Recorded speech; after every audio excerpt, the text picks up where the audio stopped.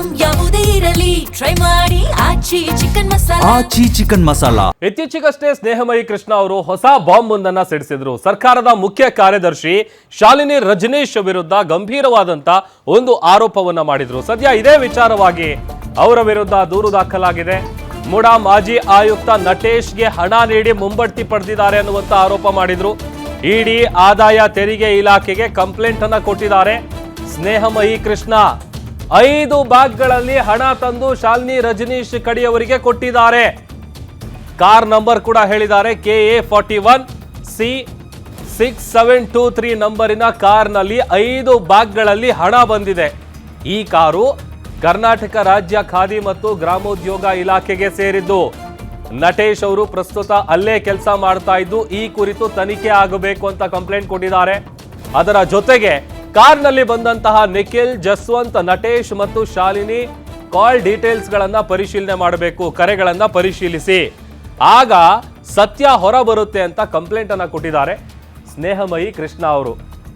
ಒಂದಷ್ಟು ಅಮೌಂಟ್ ಅನ್ನ ಕೊಟ್ಟು ಅದು 5 ಬ್ಯಾಗ್ಗಳಲ್ಲಿ ಬಂದಿತ್ತು. ಶಾಲಿನಿ ರಜನೀಶ್ ಅವ್ರ ಕಡೆಯವರಿಗೆ ಹಣವನ್ನ ಕೊಟ್ಟಿದ್ದಾರೆ ಅನ್ನುವಂತ ಗಂಭೀರ ಆರೋಪ ಮಾಡಿದ್ರು. ಸದ್ಯ ಇದೇ ವಿಚಾರವಾಗಿ ಕಂಪ್ಲೇಂಟ್ ಅನ್ನ ಕೊಟ್ಟಿದ್ದಾರೆ. ಕಾರ್ ನಂಬರ್ ಹೇಳಿದ್ದಾರೆ. ಜೊತೆಗೆ ಆ ಕಾರ್ನಲ್ಲಿ 5 ಬ್ಯಾಗ್ನಲ್ಲಿ ಹಣವನ್ನ ತಂದು ಕೊಟ್ಟಿದ್ದಾರೆ. ಅದರ ಬಗ್ಗೆ ತನಿಖೆ ಆಗಬೇಕು. ಆಮೇಲೆ ನಟೇಶ್ ಅವ್ರು ಏನಿದ್ದಾರೆ ಅವರು ಪ್ರಸ್ತುತ ಅಲ್ಲೇ ಕೆಲಸ ಮಾಡ್ತಾ ಇರೋದು. ಇತ್ತೀಚೆಗಷ್ಟೇ ಈ ವಿಚಾರವನ್ನ ಹೇಳಿದ್ರು. ಯಾವತ್ತು ಹಣ ಹೋಗಿದೆ ಅವತ್ತೇ ನನಗೆ ವಿಚಾರ ಗೊತ್ತಾಗಿತ್ತು ಅಂತೇಳಿ ಅದರ ಮರುದಿನನೇ ಈ ಥರದೊಂದು ಹೊಸ ಬಾಂಬನ್ನು ಸಿಡಿಸಿದ್ರು ಸ್ನೇಹಮಯಿ ಕೃಷ್ಣ. ಸದ್ಯ ಕಂಪ್ಲೇಂಟ್ ಕೊಟ್ಟಿದ್ದಾರೆ.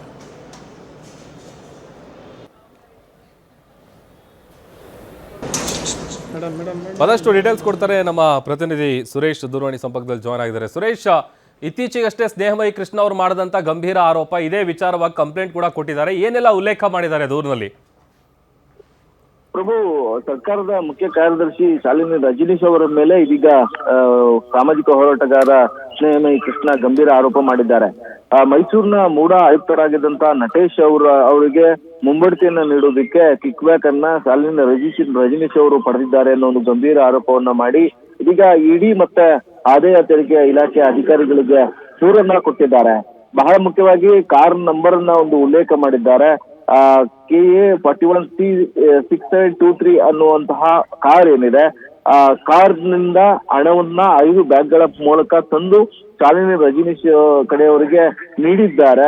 ಆ ಕಾರು ರಾಜ್ಯ ಖಾದಿ ಮತ್ತೆ ಗ್ರಾಮೋದ್ಯೋಗ ಇಲಾಖೆಗೆ ಸೇರಿರುವಂತ ಕಾರ್ ಇದಾಗಿದ್ದು, ಇದು ಗಂಭೀರ ಆರೋಪವನ್ನ ಆಪಾದಿತ ವ್ಯಕ್ತಿ ಯಾರಿದ್ದಾರೆ ನಟೇಶ್ ಅಲ್ಲಿಯೇ ಕೆಲಸವನ್ನ ಮಾಡ್ತಿದ್ದಾರೆ. ಹೀಗಾಗಿ ಅವರ ಮೇಲೆ ಕಾನೂನು ಕ್ರಮ ಆಗಬೇಕು ಅಂತೇಳಿ CS ವಿರುದ್ಧವೇ ದೂರನ್ನ ಆದಾಯ ತೆರಿಗೆ ಇಲಾಖೆ ಅಭಿವೃದ್ಧಿ ಅಧಿಕಾರಿಗಳಿಗೆ ಕೊಟ್ಟಿರುವಂತದ್ದು. ಏನು ವಾಸ್ತವವಾಗಿ ಆ ಕಾರ್ ನಂಬರ್ ಮತ್ತೆ ಆ ಕಾರ್ ಮೂವ್ ಆಗ್ತಾ ಇರುವಂತಹ ಒಂದು ಫೋಟೋ ಜೊತೆಗೆ ಇಡಿ ಅಧಿಕಾರಿಗಳಿಗೆ ಒಂದಷ್ಟು ಮಾಹಿತಿಯನ್ನ ಕೊಟ್ಟು ಇದೀಗ ದೂರನ್ನ ಕೂಡ ಕೊಟ್ಟಿದ್ದಾರೆ. ಈ ಮೈಸೂರಿನ ನಗರಾಭಿವೃದ್ಧಿ ಪ್ರಾಧಿಕಾರದಲ್ಲಿ 1000ಕ್ಕೂ ಹೆಚ್ಚು ನಿವೇಶನಗಳು ಗೋಲ್ಮಾಲ್ ಆಗೋದಕ್ಕೆ ಅವುಗಳನ್ನ ಕಿಕ್ ಬ್ಯಾಕ್ ಮೂಲಕ ಹಣವನ್ನ ಪಡೆದು ಇಲ್ಲಿ ಅಕ್ರಮವನ್ನ ಎಸಗಿದ್ರು. ಸಿದ್ದರಾಮಯ್ಯ ಅವರು CM ಆಗಿದ್ದಂತ ಸಂದರ್ಭದಲ್ಲಿ ಏನು ಅವರು 14 ನಿವೇಶನಗಳನ್ನ ಕಾನೂನು ಬಾಹಿರವಾಗಿ ಹಂಚಿದ್ದೇ ಇದೆ DB ನಟೇಶ್. ಹೀಗಾಗಿ ಅವರ ಮೇಲೆ ಯಾವುದೇ ಕ್ರಮ ಆಗಿಲ್ಲ. ಈ ಆಪಾದಿತ ವ್ಯಕ್ತಿಯ ಮೇಲೆ ಆಪಾದನೆ ಇದ್ರೂ ಕೂಡ ಅವ್ರಿಗೆ ಮುಂಬಡ್ತಿಯನ್ನ ಕೊಟ್ಟಿದ್ದಾರೆ. ಅದು CS ಅವರು ಏನು ಕಾಸನ್ನ ಇಸ್ಕೊಂಡು ಕೋಟ್ಯಾಂತರ ರೂಪಾಯಿ ಕಿಕ್ ಬ್ಯಾಕ್ ಅನ್ನ ಪಡೆದು ಈ ರೀತಿಯಾದಂತಹ ಮುಂಬಡ್ತಿಯನ್ನ ನೀಡಿರುವುದು ಎಷ್ಟರ ಮಟ್ಟಿಗೆ ಸರಿ? ಹೀಗಾಗಿ ಶಾಲಿನಿ ರಜನೀಶ್ ಅವರ ಮೇಲೂ ಕೂಡ ಕ್ರಮ ಆಗಬೇಕು ಅನ್ನೋ ಒಂದು ಒತ್ತಾಯವನ್ನ ಕೂಡ ಆದಾಯ ತೆರಿಗೆ ಇಲಾಖೆ ಅಧಿಕಾರಿಗಳಿಗೆ ದೂರಿನ ಮೂಲಕ ಮೈಸೂರಿನಲ್ಲಿ ಸ್ನೇಹಮಯಿ ಕೃಷ್ಣ ಅವರು ಪತ್ರದ ಮೂಲಕ ಒತ್ತಾಯವನ್ನ ಮಾಡಿರುವಂತದ್ದು. ಪ್ರಭು, ಓಕೆ, ಥ್ಯಾಂಕ್ ಯು ಸುರೇಶ್. ನಿಮ್ಮೂರಿನಿಂದ ವಿಶ್ವ ಮಟ್ಟದವರೆಗೆ ರಾಜಕೀಯ, ಸಿನಿಮಾ, ಸ್ಪೋರ್ಟ್ಸ್ ಯಾವ ಸುದ್ದಿಯೂ ಮಿಸ್ ಆಗಲ್ಲ. ಬರೀ ಸುದ್ದಿಯಷ್ಟೇ ಅಲ್ಲ, ಜೊತೆಯಲ್ಲೇ ಇರುತ್ತೆ ವಿಶ್ಲೇಷಣೆ.